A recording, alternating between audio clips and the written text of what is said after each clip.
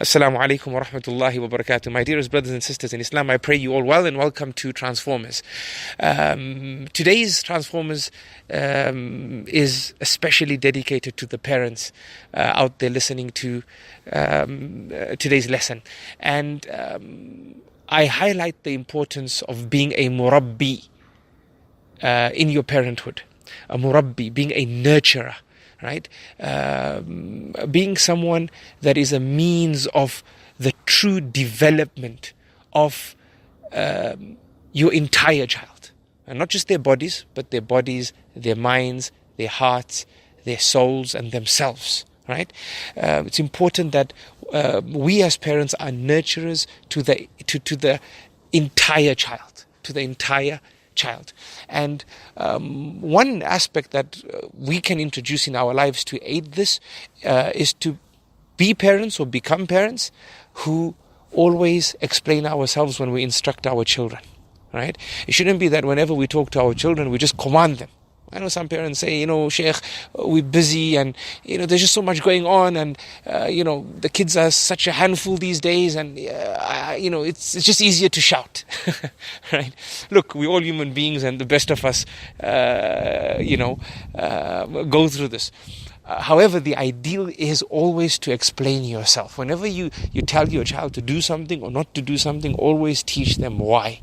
Explain to them why. This is the sunnah of the prophets of Allah subhanahu wa ta'ala. If we look in the Qur'an, whenever Allah tells us about a discussion that took place between a prophet and his child, we see a holistic discussion being relayed to us. Let's take, for instance, Yaqub alayhi salam talking to a young boy called Yusuf alayhi salam. Yusuf is in his infancy, and Yaqub alayhi salam is explaining this dream that Yusuf had. Yusuf sees the sun and the moon and 11 stars bowing down to him. Yaqub doesn't just brush it aside, alayhi salam. This is a young boy and don't worry about it, I'm busy being a prophet, I have bigger fish to fry and I'll deal with you later. No, he explains to him what this dream means. And then he doesn't only tell him what this dream means, he educates him further for his protection, because knowledge is power. Knowledge is power, and it's even more powerful when it comes from the mouth and heart of a mother or father. Understand this. A teacher in school can teach your child something, right? Or the imam at the masjid can advise your child. But in my experience doing da'wah and working with different communities and speaking to different parents and sitting with different youth, I firmly believe that when a parent shares that same advice, there's more barakah in it. It's some power that Allah subhanahu wa ta'ala infuses into the advice. And it sticks. That advice is made to stick. It's made to stick, right?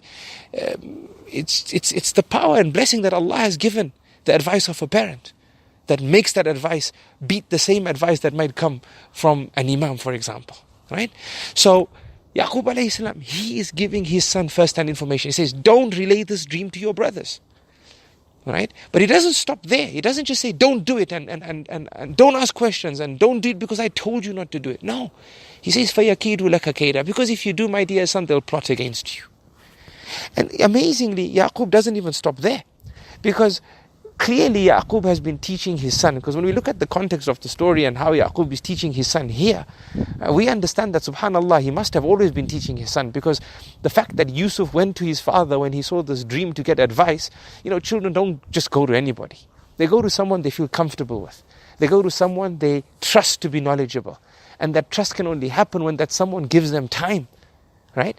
So if we look behind the verse, right, that Allah relays to us, we see that there's a history of Yaqub teaching his son. And remember, Yusuf is in his infancy, which means, from the time he was born, Yaqub was involved. So Yusuf had this trust. He went to his father. Now his father must have taught him along the way the importance of brotherhood and how siblings mustn't disunite and so on and so forth. So in the interim here, Yaqub alayhi salam is understanding that by me telling my son that his brothers will plot against him, this is going to bring confusion to my son. He's a young boy, I need to educate him further. Thus Yaqub goes on to teach him about shaitan. Right? Inna shaytana lil insani aduwwun mubin. He goes on to teach him about shaitan. That, my dear son, if your brothers harm you, then they've made a mistake. They're not excused for what they did. But you shouldn't forget the role of shaitan.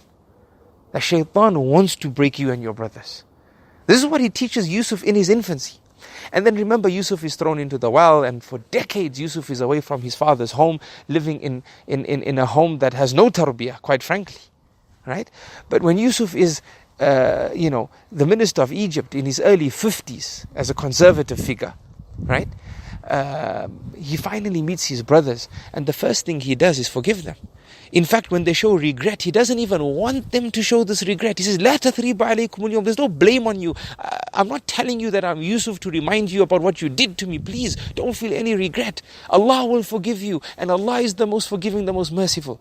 And subhanallah, when you hurt someone, Allah won't forgive you until they forgive you. So the fact that Yusuf is telling his brothers that Allah will forgive you, he's already telling his brothers that don't worry about the relationship between me and you. You already forgiven, or there's nothing to forgive. And thus I'm going to the next step and saying Allah will forgive you, and He is the most forgiving, the most merciful.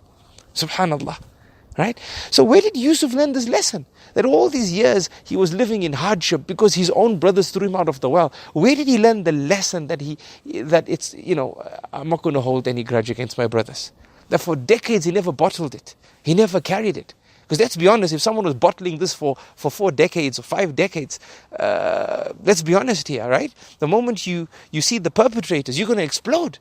But he, subhanAllah, is so welcoming, so loving, so caring. Like, hey, it's nothing to even talk about, forget about it. My father educated me, I am empowered. There's nothing to forgive, and Allah will forgive you. This is tarbiyah, brothers and sisters in Islam. Yaqub commanded his child, then he explained the command, and then he offered guidance. This is giving time to your child. And time is the most expensive gift you can give your child. Why? Because time has absolute value. Money has relative value. Many parents say, well, I'm paying the school fees, I buy them, their toys, their games. What doesn't my child have? Why is my child like this? What don't I give him? Right? I've heard this.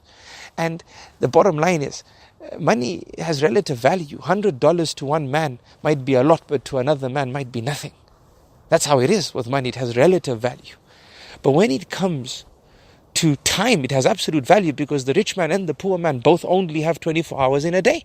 It's the most valuable thing you can give your child. And then when you fill that time that you give them with knowledge, and knowledge is even more important than wealth anyway, right? Because money you have to look after, but knowledge looks after you.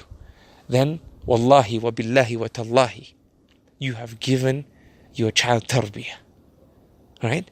You are nurturing all of your child, not just their bodies. Keep in touch, brothers and sisters in Islam, via my website, sajidumar.com. I pray that Allah subhanahu wa ta'ala blesses my words with clarity. As I said, keep in touch. If there's any comments or any questions, let's engage in healthy discussion, because after all, our series is about transformation. Not just inspiration, no, transformation. We want change. I love you all for the sake of Allah. May Allah bless us and our children and our families and spouses and parents, and gather us all with our loved ones in Al-Firdaus. Ameen. Salamullahi alaykum wa rahmatuhu wa barakatuh.